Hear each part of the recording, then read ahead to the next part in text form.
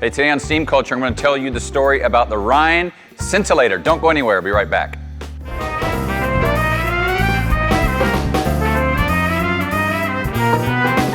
Hey, I'm Brent. You're watching Steam Culture. Welcome back to our longtime viewers. You know how much we appreciate you.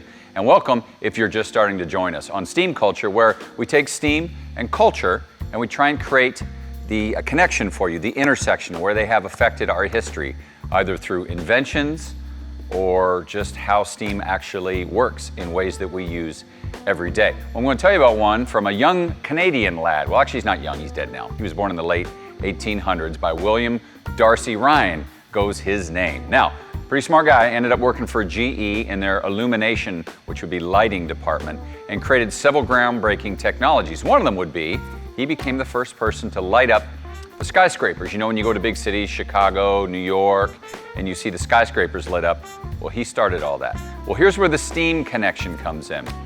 For the 1915 Panama-Pacific Exposition, he was commissioned to do a special lighting display. Here's where the steam comes in. So instead of just lighting up buildings, like shooting searchlights up on them like he used to do, he wanted to try something new. So he was utilizing the naturally occurring fog in San Francisco, but some nights it was clear. He would supplement that. He called the Southern Pacific Railroad. They brought in a steam locomotive. He painted it so it looked like the rest of the surrounding buildings. And then he plumed the steam all over his backdrop where he was going to project these searchlights. So he used steam as a canvas. Pretty cool. Then he got 48 different searchlights, over 2 billion candle output worth of light, and he put these colored gels over the searchlights to create different colors, and they call it the Ryan Scintillator. And it's so old that we don't have a lot of great footage. As you can see here, I bet this was phenomenal to see because it is a historical event.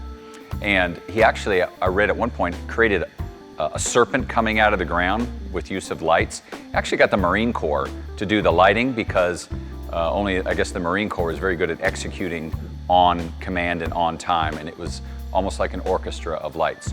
So, I wish we could recreate it for you in that scope, but you know, in Steam Culture, we just figure things out. So, we don't have the Ryan Scintillator, so we've created the Steam Culture Scintillator. Now, they had Marines, big searchlights, and a steam locomotive. I have this flashlight, me, and a steam generating device. Pretty fancy. Well, let's create nightfall and get to our own light show.